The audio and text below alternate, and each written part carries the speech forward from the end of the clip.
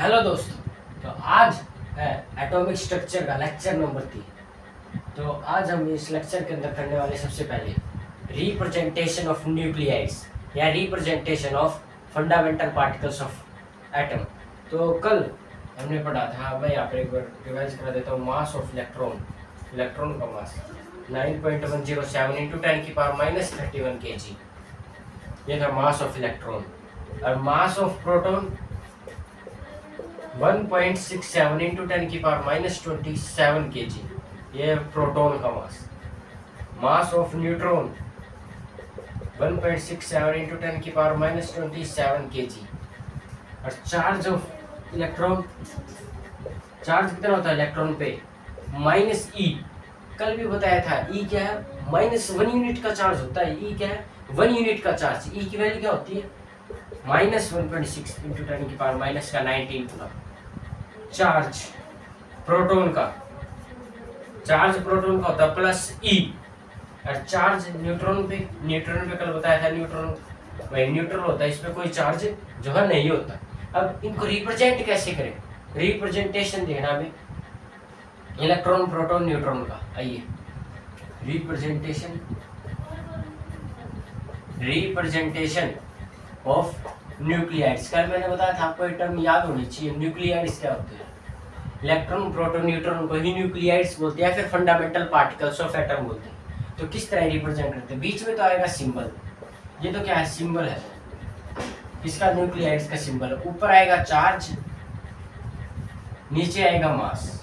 ऊपर आएगा चार्ज, नीचे आएगा मास। देखते 4 इलेक्ट्रॉन, इलेक्ट्रॉन को देखते किस तरह रिप्रेजेंट करेंगे। इलेक्ट्रॉन का सिंबल ई। चार्ज कितना होता है इसमें? चार्ज कितना होता है? -1 यूनिट। ये क्या होता है? इसको बोलते हैं 1 यूनिट का चार्ज है ये 1 यूनिट का चार्ज है। और आगे माइनस है, बताया भी था। इलेक्ट्रॉन नेगेटिवली चार्ज होता है, प्रोटॉन पॉजिटिवली चार्ज होता है, न्यूट्रॉन पे कोई चार्ज नहीं होता। तो इलेक्ट्रॉन पे है -1 यूनिट का चार्ज। मास कितना है इसका? मास 0। कल भी मैंने बताया था ये बहुत ही छोटा मास है, यानी 0.000 कुछ मास होगा। तो इस मास को नेगलेक्ट कर दिया जाता है, क्योंकि मास बहुत ही ज्यादा कम, इसलिए इसको नेगलेक्ट कर देते हैं। तो यहाँ पर 0 लिख देते। तो ये है इलेक्ट्रॉन का रिप्रेजेंटेशन। 4 प्रोटॉन, प्रोटॉन को किस तरह रिप्रेजेंट करते हैं? प्रोटॉन का सिंबल P। चार्ज कितना होता है? +1 यूनिट का होता है, +1। और मास 1 यूनिट। कल मैंने इसको बताया था, ये क्या होता है? इसको बोलते हैं 1 U या फिर 1 AMU, यानी 1 यूनिट का मास इसके ऊपर। प्रोटॉन के पास कितना मास होता है? 1 यूनिट का मास होता है, जिसको बोलते हैं U का मतलब होता है यूनिफाइड मास, AMU का मतलब होता है एटॉमिक मास यूनिट। ये दोनों ही सेम होते हैं। इसको हम आगे चलकर मोल कंसेप्ट में और अच्छी तरह से पढ़ेंगे। ये 4 न्यूट्रॉन, न्यूट्रॉन को किस तरह रिप्रेजेंट करेंगे? न्यूट्रॉन का सिंबल होता है N। ऊपर चार्ज, न्यूट्रॉन पे चार्ज होता है 0, मास 1 यूनिट का। क्या मास ऑफ प्रोटॉन और मास ऑफ न्यूट्रॉन सेम होते हैं? नहीं, इनमें कुछ डिफरेंस होता है, अप क्वार्क्स का, डाउन क्वार्क्स का, लेकिन अभी उनके बारे में नहीं पढ़ना। ये हायर क्लासेस में बताया जाता है कि अप क्वार्क्स क्या होते हैं, डाउन क्वार्क्स क्या होते हैं। अभी हमें क्वार्क्स के बारे में कोई बात नहीं करनी। अभी हमें mass of proton, mass of neutron same ही लेकर चलना। तो ये था रिप्रेजेंटेशन। वो साइड हो जाए तो आप देख भी सकते हैं रिप्रेजेंटेशन इलेक्ट्रॉन का, प्रोटॉन का, न्यूट्रॉन का। अब मैंने आपको कल एक बात बोली थी कि आपको फर्स्ट 20 एलिमेंट्स याद करने हैं, जैसे हाइड्रोजन से लेकर कैल्शियम तक, ये आपको याद ही करने। इनका एटॉमिक नंबर याद होना चाहिए और मास नंबर याद होना चाहिए। अभी हम बात करते हैं कि क्या होता है एटॉमिक नंबर, क्या होता है मास नंबर। वैसे तो आपको छोटी क्लासेस में बता दिया जाता है, लेकिन आइए बात करते हैं। मैं इसको मिटा देता हूँ, इसको लिखा रहने देता हूँ जानकारी के लिए, इसको नहीं उठाता। आइए देखते हैं एटॉमिक नंबर।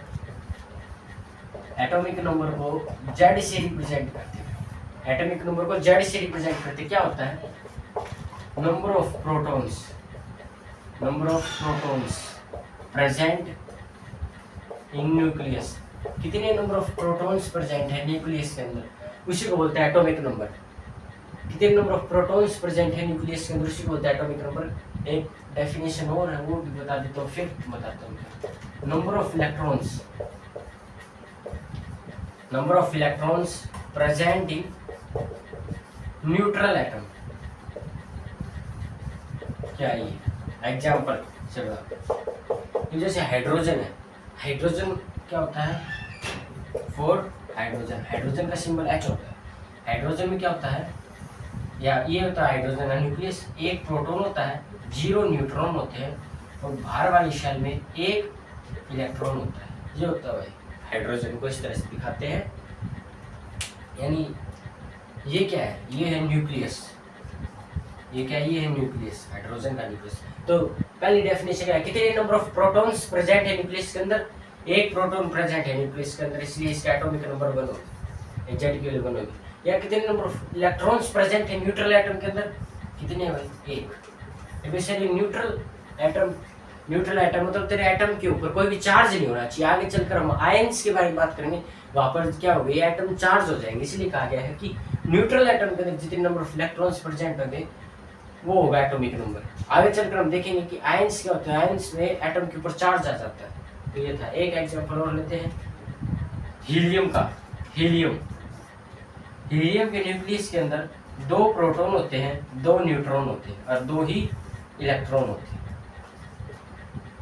2 प्रोटॉन होते हैं, 2 न्यूट्रॉन होते हैं, न्यूक्लियस में 2 ही इलेक्ट्रॉन होते हैं। तो इसके न्यूक्लियस में कितने नंबर ऑफ प्रोटॉन है, 2 प्रोटॉन इसके न्यूक्लियस में, इसलिए इसकी जो Z की वैल्यू 2 है और 2 ही इलेक्ट्रॉन है, इसलिए Z की वैल्यू 2। कितने नंबर ऑफ इलेक्ट्रॉन्स प्रेजेंट है न्यूट्रल एटम के अंदर, ये था एटॉमिक नंबर जिसको Z से रिप्रेजेंट करते हैं। ये 2 बातें हैं जो कि आपको इम्पोर्टेंट है। अब आइए बात करते हैं मास नंबर, जिसको कि A से रिप्रेजेंट करते हैं। मास नंबर, मास नंबर को A से रिप्रेजेंट करते हैं। क्या होता है मास नंबर, कैसे कैलकुलेट करते हैं मास नंबर, आइए देखते हैं mass number.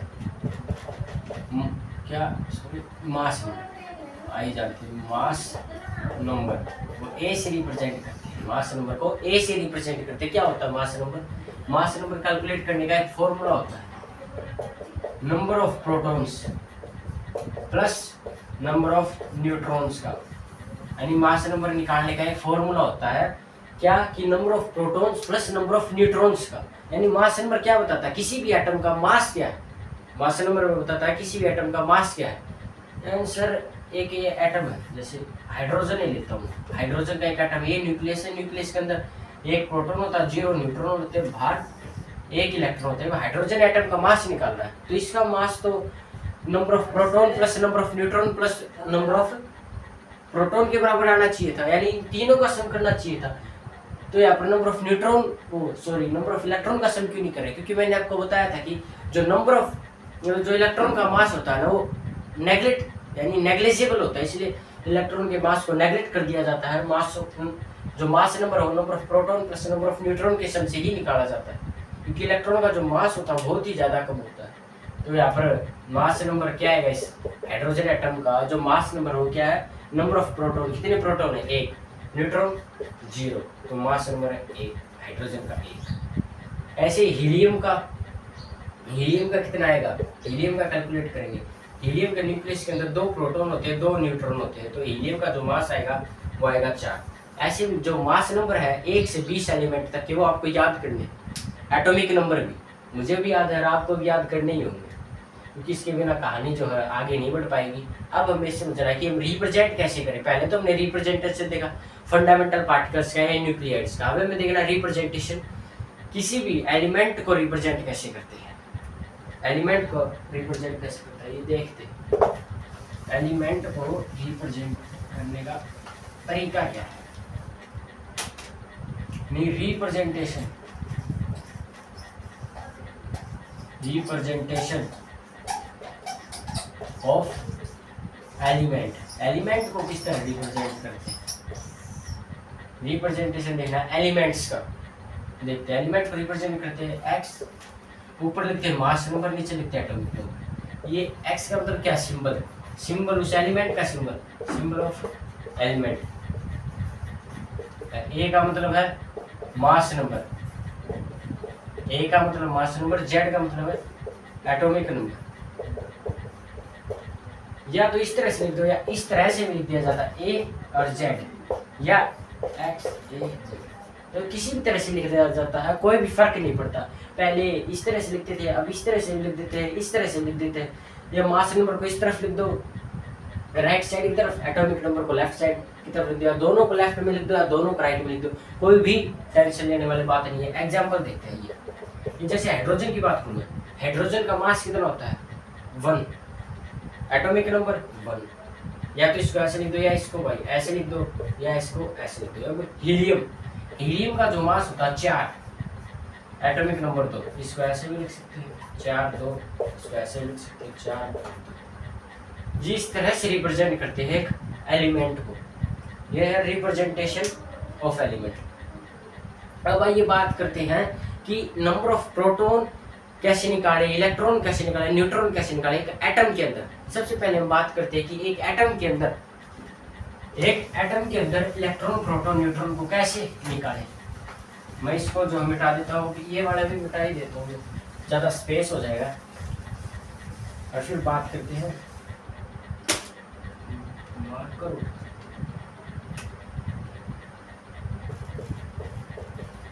Number of protons कैसे निकालेंगे। जो नंबर ऑफ प्रोटॉन होंगे एटम के अंदर वो जेड के बराबर होंगे, नंबर ऑफ इलेक्ट्रॉन वो भी जेड के बराबर ही होंगे, और जो नंबर ऑफ न्यूट्रॉन होंगे वो ए माइनस का जेड के बराबर होगा, ए माइनस का जेड के बराबर होगा। मार्कर अच्छा नहीं चल रहा है शायद, तो मार्कर को आइए हम बात कर रहे थे कि नंबर ऑफ प्रोटॉन न्यूट्रॉन और इलेक्ट्रॉन कैसे निकाले एक एटम के अंदर। तो एक एटम के अंदर जो नंबर ऑफ प्रोटॉन होंगे वो जेड के बराबर होंगे, नंबर ऑफ इलेक्ट्रॉन भी जेड के बराबर होंगे, और number of neutron A minus Z के बराबर होंगे। तो इसलिए number of neutron A minus Z के बराबर कैसे है, और नंबर ऑफ प्रोटॉन जेड के बराबर कैसे है। देखो नंबर ऑफ प्रोटॉन होता क्या था कि नंबर ऑफ प्रोटॉन क्या का मतलब है, आइए एग्जाम्पल लेकर बताता हूँ। जैसे हीलियम 4 2, इस तरह से हीलियम को रिप्रेजेंट करते हैं, यानी यहाँ से मैं क्या पता चल गया कि एटॉमिक जो मास नंबर है हीलियम का वो 4 है, एटॉमिक नंबर जो हीलियम का वो 2। ये एटॉमिक नंबर हमें क्या बताता था कि कितने नंबर ऑफ प्रोटॉन्स प्रेजेंट है न्यूक्लियस के अंदर, या नंबर ऑफ कितने इलेक्ट्रॉन्स प्रेजेंट है न्यूट्रल एटम के अंदर। अभी जिन भी एटम की बारे में बात कर रहा हूँ वो सभी न्यूट्रल ही है, इसलिए हमें जो नंबर ऑफ इलेक्ट्रॉन्स है वो जेड से ही पता चल जाएंगे। तो यहाँ से हमें निकाले नंबर ऑफ प्रोटॉन्स कितने, नंबर ऑफ प्रोटॉन्स है 2, और यही नंबर ऑफ इलेक्ट्रॉन, क्योंकि जेड हमें बताता है कितने नंबर ऑफ प्रोटॉन्स प्रेजेंट है न्यूक्लियस के अंदर या कितने नंबर ऑफ इलेक्ट्रॉन्स प्रेजेंट है न्यूट्रल एटम के अंदर। बाद में न्यूट्रल एटम का महत्व समझ में आएगा, लेकिन अभी जितने भी एटम के बारे में बात करें सभी न्यूट्रल ही है, इसलिए कोई टेंशन वाली बात नहीं। नंबर ऑफ न्यूट्रॉन्स का जो फॉर्मूला ए माइनस जेड का ये कैसे है, देखो मास नंबर क्या होता है, मास नंबर होता है number of protons plus number of neutron. Mass number दे रखा 4, नंबर ऑफ प्रोटॉन कितने 2, प्लस में नंबर ऑफ न्यूट्रॉन। तो यहाँ से 4 को उस तरफ ले गया, 4 - 2 2, नंबर ऑफ न्यूट्रॉन आ गया 2, ऐसे निकाल सकते हैं। तो ये फॉर्मूले हैं कि अगर हमें number of proton neutron electron निकालने हैं एक एटम के अंदर तो हम इस तरह से निकाल सकते हैं। उसके अंदर जो प्रोटॉन होंगे वो जेड वैल्यू ऑफ एलिमेंट के बराबर होंगे, इलेक्ट्रॉन भी जेड वैल्यू ऑफ एटम के बराबर होंगे, और neutron A minus Z value of atom के बराबर होंगे। आइए एक एग्जांपल और लेते हैं। अब लेते हैं कैल्शियम को। कैल्शियम को किस तरह से रिप्रेजेंट करते हैं, कैल्शियम को रिप्रेजेंट करते हैं, इसका मास नंबर होता है 40, एटॉमिक नंबर होता है 20। ये मास नंबर और एटॉमिक नंबर आपको जरूर याद करने हैं, 1 से 20 तक तो एटलीस्ट याद होने ही चाहिए, बाद में तो आगे भी करना है। तो यहाँ से मैं क्या पता चल गया, देखो इसको देखते हुए पता चल जाना चाहिए। तो ये तो है एलिमेंट का सिंबल, और ऊपर क्या लिखते हैं, ऊपर लिखते हुए मास नंबर 40 है, एटॉमिक नंबर 20 है। ये भी आ जाए find number of electron proton neutron in calcium 40 20, ये क्वेश्चन यानी क्वेश्चन है number of electron proton neutron निकालो कैल्शियम 40 20 में। अब आप पूछो क्या सर इतने बेसिक क्वेश्चन में तो नहीं है, इतने बेसिक क्वेश्चन नहीं आएंगे, लेकिन ये क्वेश्चन का पार्ट 1 कराएंगे। अभी आपको यही निकालना नहीं आएगा तो आगे कैसे निकालोगे, तो बेसिक से बता रहा हूँ इसलिए। नंबर ऑफ इलेक्ट्रॉन किसके बराबर होंगे, नंबर ऑफ इलेक्ट्रॉन होंगे जेड वैल्यू के बराबर, जेड वैल्यू कितनी 20, number of proton Z value के बराबर होंगे वो कितनी 20, और number of neutron A minus Z value के बराबर होंगे ए यानी 40, 40 माइनस का 20 20 इलेक्ट्रॉन होंगे, 20 प्रोटॉन होंगे, 20 न्यूट्रॉन होंगे। ये थे क्वेश्चन, यानी number of proton neutron electron निकालना आ गया। अब हमें एक एटम के अंदर number of proton electron neutron कैसे निकालें, ये थी बात। अब हमारी एटम के अंदर की सारी कहानी हो चुकी है। अब हमें बात करनी मॉलिक्यूल के बारे में कि मॉलिक्यूल क्या होते हैं। आइए बात करते हैं मॉलिक्यूल। इसको मिटा देता हूँ मैं।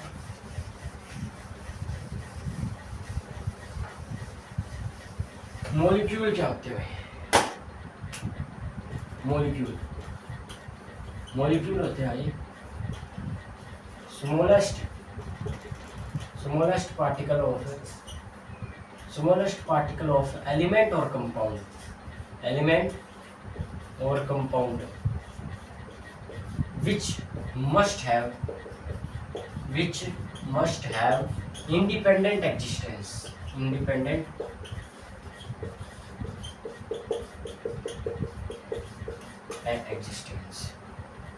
यानी मॉलिक्यूल क्या होता है? स्मॉलेस्ट पार्टिकल होता है एलिमेंट का और कंपाउंड का।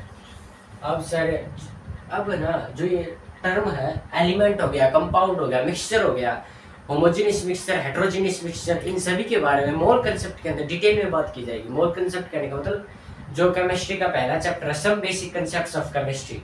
इसीलिए मैं अभी अगर इनके बारे में बताने लग गया तो थोड़ा माहौल सा खराब हो जाएगा, क्योंकि अभी हमने एटॉमिक स्ट्रक्चर शुरू कर रखा है, इसलिए आप अभी थोड़ा समझो, लेकिन अच्छी तरह से समझ सकते हो इनके बिना भी जान कि स्मॉलेस्ट पार्टिकल होता है एलिमेंट का या कंपाउंड का, which must have independent existence. और एटम में क्या होता था? स्मॉलेस्ट पार्टिकल है एलिमेंट का जिसकी इंडिपेंडेंट एग्जिस्टेंस हो भी सकती है और नहीं भी, लेकिन यहाँ पर मस्ट है कि इंडिपेंडेंट एग्जिस्टेंस होनी ही चाहिए। कि जो मॉलिक्यूल बनता है वो एटम प्लस एटम, यानी दो एटम एटम और एटम से मिलकर जो मॉलिक्यूल बनता है। एग्जांपल देखते हैं, एग्जांपल से ज़्यादा समझ में आएगा। जैसे एक हाइड्रोजन है, ये क्या है? एक एटम है। ये क्या है? एटम है। और एक और हाइड्रोजन का एटम ले लिया, ये भी एक एटम है। ये इन दोनों को मिलकर क्या, अब ये दोनों जब जुड़ेंगे तो बन जाएगा H2। ये क्या? मॉलिक्यूल। अब एक और एग्जांपल, ये एक ऑक्सीजन ले लिया, एक O, ये क्या है? एटम है। किसका? ऑक्सीजन का। एक और ले लिया O, ये क्या है? एटम है ऑक्सीजन का। अब इन दोनों के मिलकर O2 बन जाएगा जो कि मॉलिक्यूल है। ये देखो मॉलिक्यूल की मैंने क्या बताया कि must have independent existence, independent existence होनी ही चाहिए। H2 हमें नेचर के अंदर जो हाइड्रोजन है वो H की फॉर्म में नहीं मिलता, H2 की फॉर्म में मिलता है।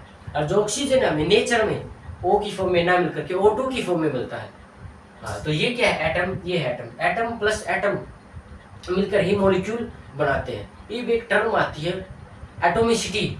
एटोमिसिटी क्या होती है? एटोमिसिटी होती है कितने नंबर ऑफ एटम्स प्रेजेंट है पर molecule. Number of atoms present in पर मॉलिक्यूल, यानी एक मॉलिक्यूल के अंदर कितने नंबर ऑफ एटम्स प्रेजेंट, उसको बोलते हैं एटोमिसिटी ऑफ दैट मॉलिक्यूल। जैसे पूछो एटोमिसिटी ऑफ O2 कितनी होगी? 2 होगी। 2 क्यों? क्योंकि एक O2 के मॉलिक्यूल में दो हाइड्रोजन के एटम है, दो ऑक्सीजन के एटम है। एटोमिसिटी क्या होती है? कितने नंबर ऑफ एटम्स प्रेजेंट है एक मॉलिक्यूल के अंदर। एटोमिसिटी क्या होगी? H2 की। एटोमिसिटी H2 क्या होगी? इसके अंदर कितने एटम प्रेजेंट है? 2 एटम प्रेजेंट है, तो इसकी जो एटोमिसिटी होगी वो 2 होगी। ये फॉर एग्जांपल N2, इसकी एटोमिसिटी कितनी होगी? इसकी एटोमिसिटी होगी 2। एक O3 ओजोन, इसकी एटोमिसिटी कितनी होगी? 3, क्योंकि इसके अंदर 3 ऑक्सीजन के एटम प्रेजेंट है। तो ये थी एटोमिसिटी। ज़्यादा कोई कॉम्प्लेक्स चीज़ नहीं है, एटोमिसिटी एक सिंपल सी बात है, कितने नंबर ऑफ एटम प्रेजेंट है पर मॉलिक्यूल। अब हमने क्या सीखा? पहले एटम के बारे में सीखा था, फिर एटम के फंडामेंटल पार्टिकल्स के बारे में सीखा था कल। आज हमने मॉलिक्यूल के बारे में सीखा। अब हम सीखने वाले कि number of electron, proton, neutron कैसे निकाले एक मॉलिक्यूल के अंदर, यानी एक मॉलिक्यूल के अंदर number of electron, proton, neutron कैसे निकाले वो देखते हैं।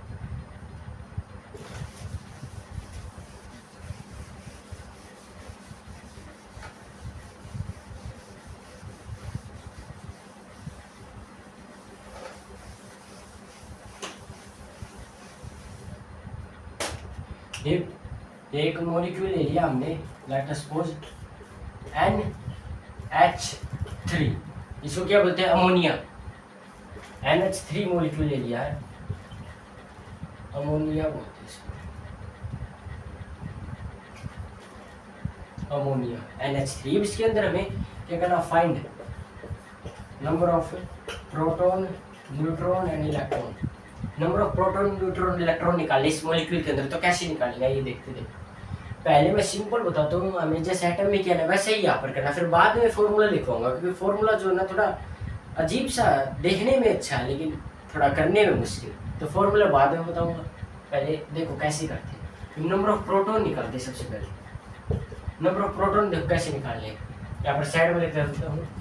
हाइड्रोजन को सॉरी नाइट्रोजन को किस तरह रिप्रेजेंट करते हैं, इस तरह, ये आपको याद होनी चाहिए तभी बता रहा हूँ। हाइड्रोजन किस तरह रिप्रेजेंट करते हैं। प्रोटॉन कितने, पहले देखो नाइट्रोजन है, नाइट्रोजन की जेड वैल्यू कितनी होती है, नाइट्रोजन की जेड वैल्यू होती है 7, इंटू में कितने नाइट्रोजन एटम है, 1, बस ये हो गया प्लस।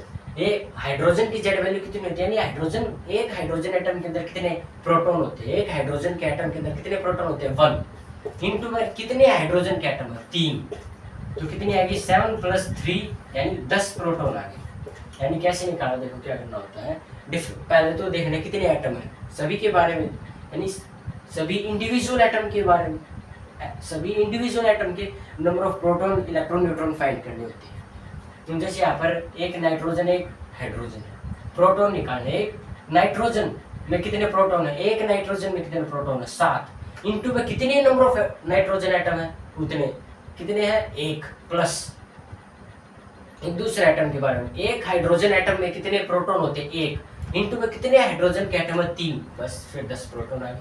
अब number of electron, number of electron भी कैसे, एक नाइट्रोजन का एटम है, इसके अंदर कितने इलेक्ट्रॉन होंगे, वो उसकी जेड वैल्यू के बराबर होंगे। तो ये यहाँ पर यूज हो रहा है कि एक एटम के अंदर कितने number of electron proton neutron हो थे, इसलिए मैंने पहले बताया था, क्योंकि अब मॉलिक्यूल के अंदर number of electron proton neutron निकालते वक्त तो यूज होंगे, एक इलेक्ट्रॉन निकालने हैं, कितने नंबर ऑफ इलेक्ट्रॉन होंगे अमोनिया के अंदर, तो एक नाइट्रोजन के एटम के अंदर कितने इलेक्ट्रॉन होंगे 7, क्योंकि उसकी जेड वैल्यू के बराबर होगी, इंटू में कितने नाइट्रोजन के एटम है 1, प्लस में एक हाइड्रोजन के एटम के अंदर कितने इलेक्ट्रॉन होंगे 1, इंटू कितने हाइड्रोजन के एटम है 3, तो 7 + 3 आ गया 10 इलेक्ट्रॉन हो गया। नंबर ऑफ न्यूट्रॉन की बात, नंबर ऑफ न्यूट्रॉन भी ऐसी, एक नाइट्रोजन के एटम में कितने न्यूट्रॉन होंगे वो A-Z करके पता चलेगा, A-Z, इसमें कितने नंबर ऑफ न्यूट्रॉन होंगे A-Z करके पता चलेगा, A की वैल्यू ये है, Z की वैल्यू ये है, यानी 14 - का 7 आएगा, यानी एक नाइट्रोजन के एटम में 7 न्यूट्रॉन है, इंटू में कितने नाइट्रोजन के एटम है 1, प्लस में एक हाइड्रोजन एटम के अंदर कितने न्यूट्रॉन है, कैसे निकालेंगे, A-Z करेंगे, A की वैल्यू ये है, Z की वैल्यू ये है, तो A- का Z करेगा 1 - का 1 0, यानी एक हाइड्रोजन के एटम में 0 न्यूट्रॉन है, 0 इंटू में कितने हाइड्रोजन के एटम है 3, तो यहाँ से 7 + 0 7 न्यूट्रॉन आ गए। देखो थोड़ा खुद से समझने की कोशिश करना ये कैसे निकाला है, वैसे वरना ये सब तो चीज़ें नॉर्मल होती है, आपको आती भी होगी। नहीं, एक एग्जाम्पल और लेते हैं, बस लास्ट एग्जाम्पल है, फिर हम अपने अगले टॉपिक की तरफ चलेंगे। एक एग्जाम्पल और लेते हैं कि जो जिनको सच में समझना है कि भाई हमें इलेक्ट्रॉन प्रोटॉन न्यूट्रॉन कैसे निकालते हैं मॉलिक्यूल के अंदर, पहली बार में थोड़ा स्ट्रगल किया होगा, दूसरी बार में थोड़ा और स्ट्रगल करेंगे, लेकिन समझ में जरूर आ जाएगा, और उसके ऊपर प्रैक्टिस प्रॉब्लम्स भी दूंगा जो कि आप घर पर ट्राई कर सकते हैं। तो आइए दूसरे एग्जाम्पल की तरफ बढ़ते हैं।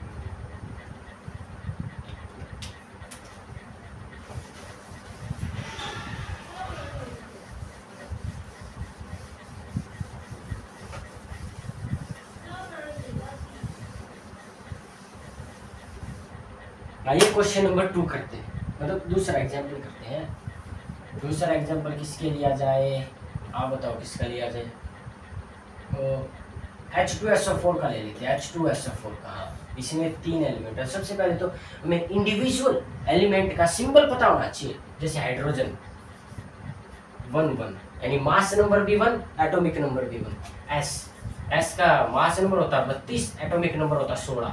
ऑक्सीजन का मास नंबर होता है 16, एटॉमिक नंबर होता है 8। देख भी सकते, तो मैं इंडिविजुअल एलिमेंट का सिंबल पता होना चाहिए। अगर सिंबल ही नहीं पता तो यार तू क्वेश्चन को स्टार्ट ही नहीं कर पाएगा, फिर तो कुछ चैप्टर ही नहीं है। तो इसीलिए बोला था मैंने, जो 20 एलिमेंट है उनके एटॉमिक नंबर और मास नंबर याद होने चाहिए। आइए अब इसके अंदर निकालते हैं नंबर ऑफ प्रोटॉन। अब खुद से करो दोस्त, मैंने पहला एग्जाम्पल बताया था ना, तो अब तेरा कर्तव्य है कि चलो ये तो मैंने बता दिया, ये गिवन दे दिया, ये गिवन समझ लिया, और वीडियो को पॉज कर दो, खुद से ट्राई कर, इसके अंदर कितने number of electron proton neutron होंगे, क्या फाइंड करना, find number of electron proton neutron. देख दो, वीडियो को पॉज कर खुद से ट्राई कर, फिर बाद में मेरा सोल्यूशन देखिए।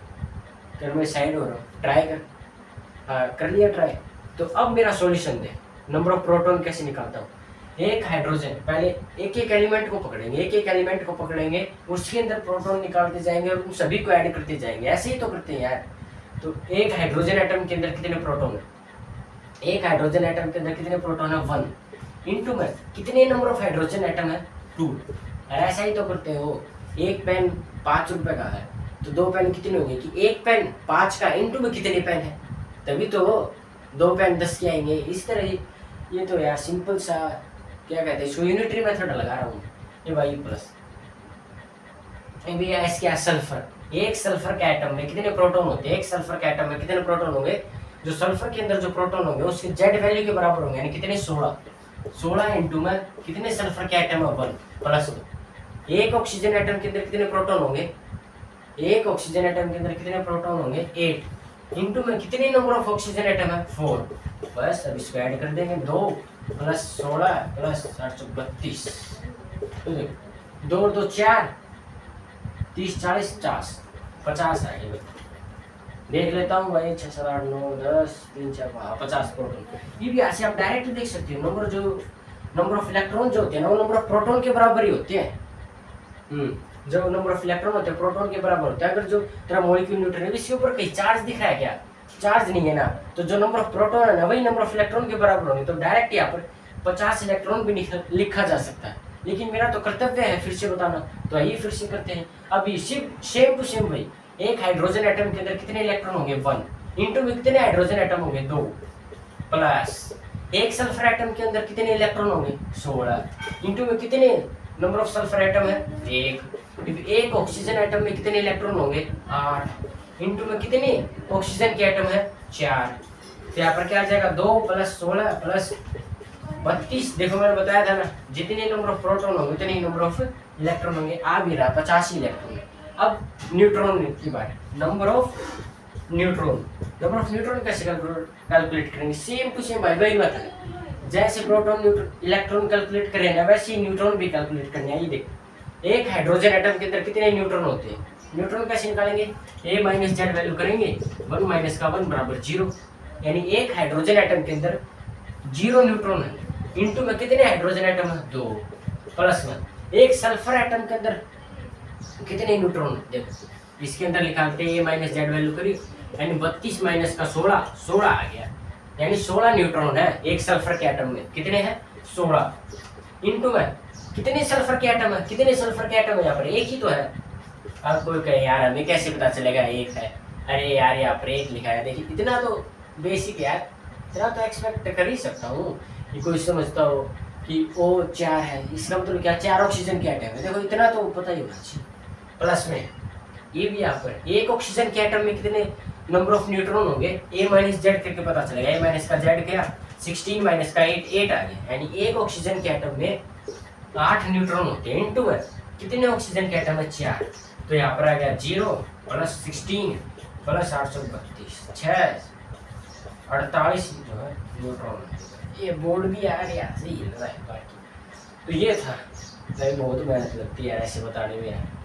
आप कमेंट में जरूर बताना कि आपको भी समझ में आ गया है कि number of proton neutron electron कैसे निकालते हैं। एटम के अंदर तो ऑब्वियस सी बात आसान है, एक मॉलिक्यूल के अंदर भी निकालना आ गया है क्या, देखो ऐसे फाइंड आउट करते हैं number of electron proton neutron एक मॉलिक्यूल के अंदर। अब है ना इसके है ना कुछ स्पेसिफिक फॉर्मूले बना रखे हैं, आपको तो ऐसे ही करना है, फॉर्मूले याद करने की जरूरत ही नहीं है, लेकिन फिर भी कॉपी में सुंदर सुंदर नोट्स बनाने हैं ना, तो उसके लिए मैं फॉर्मूले बता रहा हूँ कि इलेक्ट्रॉन प्रोटॉन न्यूट्रॉन कैसे निकालते हैं एक मॉलिक्यूल के अंदर। उसके 3 फॉर्मूले बताऊंगा, नंबर प्रोटॉन का, न्यूट्रॉन का, इलेक्ट्रॉन का। आइए देखते हैं, फॉर्मूले बताता हूँ।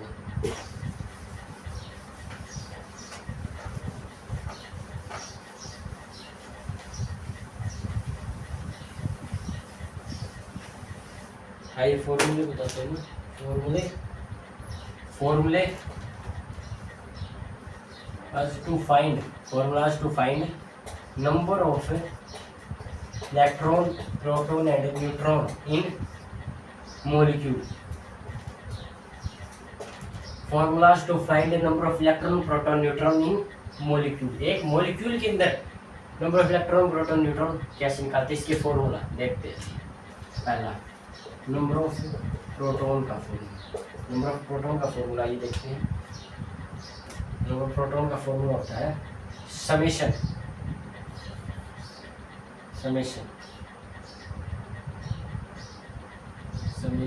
ये वाला ब्रैकेट इनटू में z वैल्यू ऑफ एटम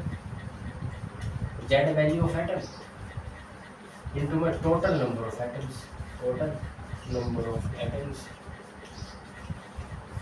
अब कोई बच्चा पूछे सर ये क्या होता है, समेशन का होता है भाई जोड़ते चले जाओ z वैल्यू. अभी तक हम यही तो कर रहे थे, प्रोटॉन कैसे निकालते थे, z वैल्यू लिखते थे एटम की इनटू में कितने टोटल नंबर एटम के, ऐसे जोड़ते चले जाते थे. अगर 5 एटम है तो 5 बार जोड़ देंगे और 4 है तो 4 बार. समेशन इसका मतलब होता है जोड़ना. मैथ्स में आएगा ये, टेंशन ना लो, मैथ्स में भी मैं ही पढ़ाऊंगा समेशन को. हाँ, अब नंबर ऑफ इलेक्ट्रॉन का same as it is, number of electron का same as it is formula है.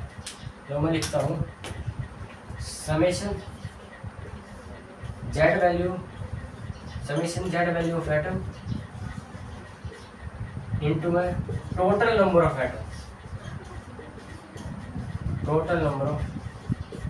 ये भाई नंबर ऑफ इलेक्ट्रॉन का. आपको ज़्यादा टेंशन नहीं लेनी, अगर थोड़े फॉर्मूले कम भी समझ में आए ना भाई, मुझसे तो तुम भाई 70 या 80% आगे भाई. मुझसे भी, मुझे भाई शुरू में पता ही नहीं लगता था क्या समेशन है, कैसे जोड़ना. आप कम से कम निकालने तो आ गया ना, number of proton, neutron, electron निकालना मेन है भाई. फॉर्मूले तो क्या है यार, ऐसे कितने फॉर्मूले याद करोगे, ये तो बस मैंने ऐसे ही बता दिए, नोट्स सुंदर बन जाए. वैसे मैं करना वैसे ही सिंपल देसी मेथड है भाई अपनाओ. हाँ, तो नंबर ऑफ न्यूट्रॉन कैसे निकालते. अरे मार्कर भी यार चला गया, मार्कर. तीसरा नंबर ऑफ न्यूट्रॉन में अब गैस करो क्या आएगा. नंबर ऑफ न्यूट्रॉन्स में कहाँ चेंज होगा, यहाँ पर चेंज होगा, क्योंकि हम z वैल्यू नहीं ले रहे थे, a माइनस z वैल्यू ले रहे थे. हाँ, a माइनस z वैल्यू ले रहे थे, तो समेशन इनटू में a minus z value of atom into में टोटल नंबर ऑफ एटम्स. ये 3 फॉर्मूले हैं, चाहे तो आप इनकी स्क्रीनशॉट ले सकते हैं, मैं साइड हो रहा हूँ तो ले ली स्क्रीनशॉट. देखो दोस्त, ये 3 फॉर्मूले हैं जो कि भाई याद करना चाहो तो याद कर लो यार, वरना याद करने की जरूरत ही क्या है. ऐसे कितने फॉर्मूले याद करोगे यार. अभी इस चैप्टर में बहुत सारे फॉर्मूले आएंगे. अभी बस आपको ये अपना देसी वाला मेथड है, देसी मेथड से निकालो धड़ाधड़. SO3 की निकालो, SO4 की निकालो, SO2 की, कोई भी यार कंपाउंड पकड़ लो यार, उसके अंदर निकाल दो number of electron, proton, neutron, या मैं आपको क्वेश्चन दूंगा उसमें निकालना. तो अभी हम बात करते हैं आयंस क्या होते हैं. आयंस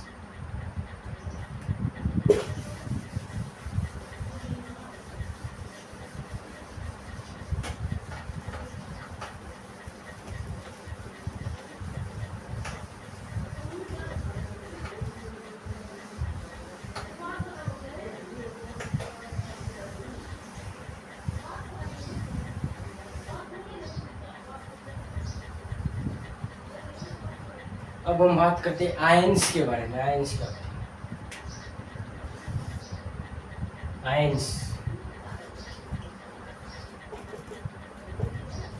आयंस क्या होती है. आयंस चार्ज्ड स्पीशीज होती है.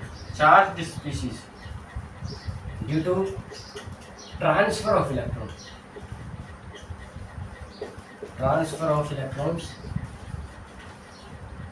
From atoms. आयंस क्या होता है. चार्ज स्पीशीज होती है. चार्ज स्पीशीज जो कि चार्ज कैसे होती है, ट्रांसफर ऑफ इलेक्ट्रॉन से, इलेक्ट्रॉन के लेन देन से जो है वो चार्ज आ जाता है स्पीशीज के ऊपर, उन्हीं को बोल दिया जाता है आयंस. आइए पहले देखो इसको एग्जांपल से बताता हूँ. मुझे हाइड्रोजन है, ये हाइड्रोजन ने 1 इलेक्ट्रॉन ले लिया. हाइड्रोजन ने क्या किया, 1 इलेक्ट्रॉन ले लिया. तो पहले हाइड्रोजन के पास कितने इलेक्ट्रॉन थे. 1 इलेक्ट्रॉन था हाइड्रोजन के पास पहले, 1 प्रोटॉन था, 0 न्यूट्रॉन थे. अब हाइड्रोजन ने क्या किया, 1 इलेक्ट्रॉन ले लिया, तो हाइड्रोजन के ऊपर आ जाएगा माइनस चार्ज। ये माइनस क्या बता रहा है, ये माइनस बता रहा है, देखो इसको ऐसे लिखते हैं 1 माइनस, चाहे 1 लिखो या ना लिखो, क्योंकि अंडरस्टूड होता है यार, अगर अकेला माइनस है ना तो 1 ही होगा। इसका मतलब क्या है 1 मोर इलेक्ट्रॉन, यानी इस माइनस का मतलब क्या है, एक इलेक्ट्रॉन ज्यादा है। यानी हाइड्रोजन के पास पहले एक इलेक्ट्रॉन था, एक प्रोटॉन था, 0 न्यूट्रॉन था। अभी हम इलेक्ट्रॉन के बारे में बात करेंगे, तो हाइड्रोजन ने एक इलेक्ट्रॉन ले लिया तो माइनस चार्ज आ जाएगा। माइनस क्या रिप्रेजेंट कर रहा है कि एक इलेक्ट्रॉन ज्यादा है हाइड्रोजन के ऊपर। ठीक बात। अब क्या किया देखो, अब हाइड्रोजन ये था, हाइड्रोजन के अंदर वही एक इलेक्ट्रॉन है, हाइड्रोजन ने क्या किया, एक इलेक्ट्रॉन दे दिया तो इसके ऊपर प्लस चार्ज आ जाएगा। हाइड्रोजन ने क्या किया, एक इलेक्ट्रॉन को दे दिया। सर आप कुछ तो किसे दे दिया, क्यों दे दिया, भाई देखिए सब हम पढ़ेंगे इन ऑर्गेनिक केमिस्ट्री के अंदर कि कैसे दिया इलेक्ट्रॉन, कैसे हाइड्रोजन ने लिया, ये क्यों दिया, ये क्यों, ये सब कुछ हम पढ़ेंगे इनऑर्गेनिक केमिस्ट्री के अंदर। और आपको इनऑर्गेनिक केमिस्ट्री मैं ही पढ़ाने वाला हूँ, सारे सब्जेक्ट यार मैं ही पढ़ाऊंगा और क्या, तो उसके अंदर डिटेल में बात करेंगे। तो देखो हाइड्रोजन ने क्या किया, एक इलेक्ट्रॉन दे दिया तो इसके ऊपर आ गया प्लस चार्ज। ये प्लस क्या बता रहा है, एक इलेक्ट्रॉन की कमी है, 1 लेस इलेक्ट्रॉन लिख देता हूँ, यानी एक इलेक्ट्रॉन की कमी है। और माइनस क्या बता रहा है, एक इलेक्ट्रॉन ज्यादा है, बस यही है। माइनस बता रहा है एक इलेक्ट्रॉन ज्यादा है, पॉजिटिव बता रहा है कि एक इलेक्ट्रॉन कम है। और इसको क्या बोलते हैं, इसको बोलते हैं आयंस, इसको भी बोलते हैं, इसको भी बोलते हैं आयंस। ये कैसा आयन, इस पर नेगेटिव चार्ज आएगा तो इसको बोलते हैं नेगेटिव आयंस, और इस पर पॉजिटिव चार्ज आएगा तो इसको बोलते हैं पॉजिटिव आयन। और इसी नेगेटिव आयन को बोलते हैं अनायन, इसी नेगेटिव आयन को बोलते हैं अनायन, और पॉजिटिव आयन को बोलते हैं कैटायन। देखो मैं आपको बताता हूँ आयंस, एक बार रिकैप देता हूँ। आयंस क्या होता है, आयंस चार्ज स्पीशीज होती हैं। चार्ज कैसे आता है, ट्रांसफर ऑफ इलेक्ट्रॉन्स की वजह से आता है, इलेक्ट्रॉन का लेन देन होता है एटम में, जिसकी वजह से चार्ज आ जाता है स्पीशीज के ऊपर। अब आयंस दो तरह के होते हैं, एक तो होता है पॉजिटिवली चार्ज्ड आयंस, एक होता है नेगेटिवली चार्ज्ड आयंस। अब जो पॉजिटिवली चार्ज्ड आयंस होते हैं, यानी ऐसे जिन पर पॉजिटिव चार्ज आता है उसको बोला जाता है कैटायन, और नेगेटिवली चार्ज्ड आयंस को बोला जाता है अनायन। यानी ऐसा आयन जिसपे ऐसा आयन जिन पे नेगेटिव चार्ज है उनको बोला जाता है अनायन, ऐसा आयन जिन पे पॉजिटिव चार्ज है उसको बोला जाता है कैटायन। इस नेगेटिव का मतलब क्या कि एक इलेक्ट्रॉन ज्यादा है, पॉजिटिव का मतलब है एक इलेक्ट्रॉन कम है। तो ये था, बस ज्यादा टेंशन वाली बात नहीं है, छोटी क्लासेस में बताया जाता है और आगे इसके बारे में इन डेप्थ पढ़ेंगे। अभी तो मैंने बस हल्का सा बताया कि आयंस क्या होते हैं। आयंस दो तरह के होते हैं, अनायन कैटायन। अनायन नेगेटिवली चार्ज्ड आयंस होते हैं, कैटायन पॉजिटिवली चार्ज्ड आयंस होते हैं। अब सेम देखो, मैं ना एक सीक्वेंस में चल रहा हूँ, आपने देखा होगा पहले कल एटम के बारे में बताया, एटम के बाद आज मैंने number of electron proton neutron बताया, एटम के अंदर कैसे निकालते हैं सॉरी। फिर मैंने मॉलिक्यूल के बारे में बताया, फिर मॉलिक्यूल के अंदर number of proton neutron electron कैसे निकालते हैं। फिर अब मैंने आयंस के बारे में बताया। अब मैं मूव ऑन करता हूँ अपने आज के इस लेक्चर नंबर 3 की लास्ट टॉपिक की तरफ, जो है कि number of electron proton neutron कैसे निकाले आयन के अंदर। एटम के अंदर निकालना सीख लिया, मॉलिक्यूल के अंदर निकालना सीख लिया, एक आयन के अंदर number of electron proton neutron कैसे निकाले। आइए इसके बारे में देखते हैं, आज का हमारा लास्ट टॉपिक।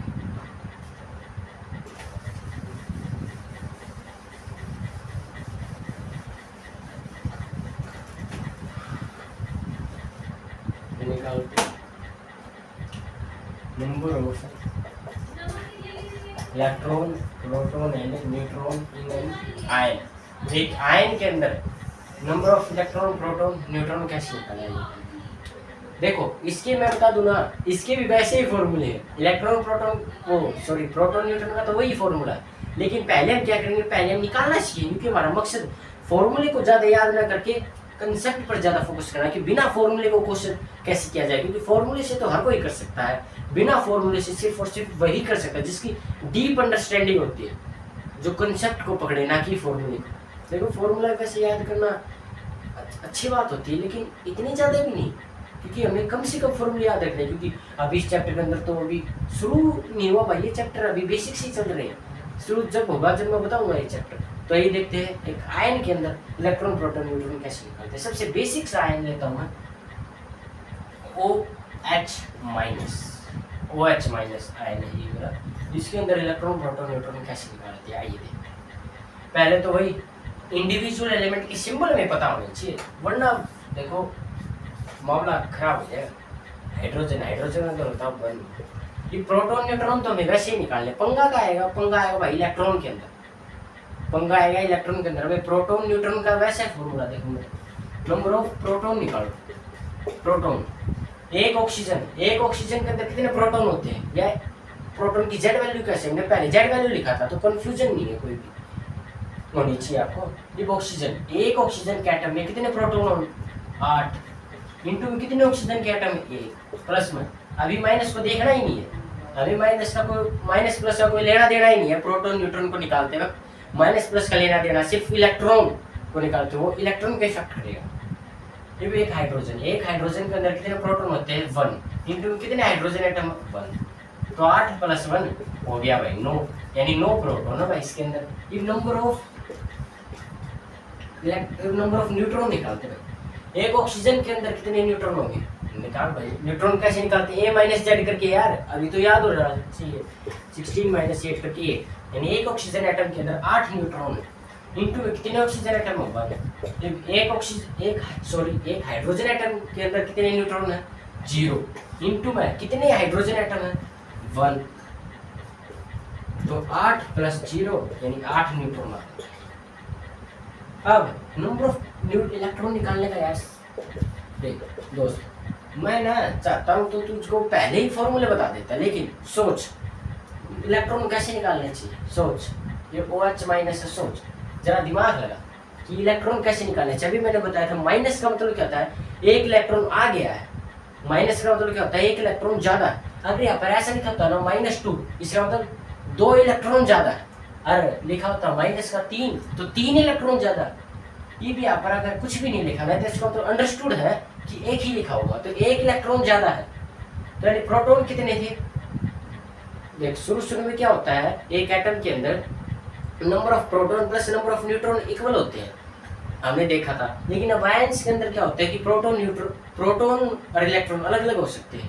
तो पहले प्रोटॉन कितने थे, 9, प्लस 1 इलेक्ट्रॉन और आ गया तो 1 10 इलेक्ट्रॉन हो जाएंगे। थोड़ा समझने की कोशिश करो, अगर ये चार्ज नहीं होता, एक बार के लिए चार्ज नहीं होता तो इसके अंदर इलेक्ट्रॉन कितने होते हैं, 9 इलेक्ट्रॉन होते हैं, है ना, क्योंकि नंबर ऑफ प्रोटॉन जितने होते उतने ही नंबर ऑफ इलेक्ट्रॉन होता है। अब एक चार्ज आ गया, यानी इसका मतलब क्या है, इसने 1 इलेक्ट्रॉन ले लिया तो 10 इलेक्ट्रॉन हो गए, सिंपल सी बात है। अब मैं इसकी एक एग्जांपल आपको घर से करने के लिए दे दूंगा, इसके फॉर्मूले बता देता हूँ कि फॉर्मूले क्या है। यानी अगर इलेक्ट्रॉन प्रोटॉन न्यूट्रॉन निकालने का आयन के अंदर, तो उसके फॉर्मूले क्या है, फॉर्मूले तो बेसिक सी है, आपको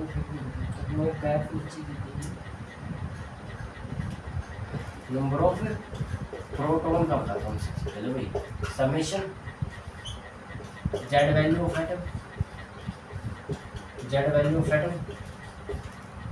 इनटू में total number of atoms into में टोटल नंबर ऑफ एटम्स। दूसरा नंबर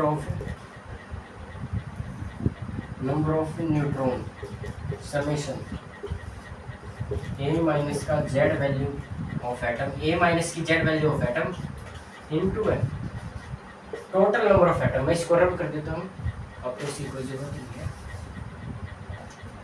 इनटू है टोटल नंबर ऑफ एटम्स,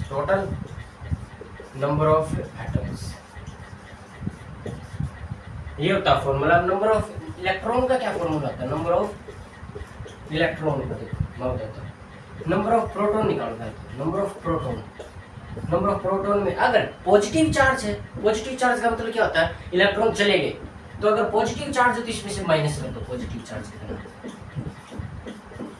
अगर जो तेरा आयन है, अगर जो आयन है तेरा वो पॉजिटिवली चार्ज है, तो पॉजिटिव चार्ज का मतलब क्या होता था, उसने इलेक्ट्रॉन दे दिए तो उसमें से माइनस कर दे, क्योंकि अगर पॉजिटिवली चार्ज आयन है तो नंबर ऑफ प्रोटॉन में से वो पॉजिटिव चार्ज माइनस कर दे। अगर नेगेटिव चार्ज है, अगर नहीं सर मेरा तो जो आयन है वो नेगेटिवली चार्ज है, तो उसके अंदर नेगेटिव चार्ज को जो ऐड कर दे, क्योंकि नेगेटिव चार्ज का मतलब होता है इलेक्ट्रॉन एक्सेप्ट किए हुए एटम ने। अगर नेगेटिव चार्ज है तो उसको ऐड कर दो नंबर ऑफ प्रोटॉन में, अगर पॉजिटिव चार्ज है तो नंबर ऑफ प्रोटॉन में से माइनस कर दो। तो ये थे 3 फॉर्मूले number of proton, neutron, electron निकालने के। आप स्क्रीनशॉट ले सकते हो साइड में।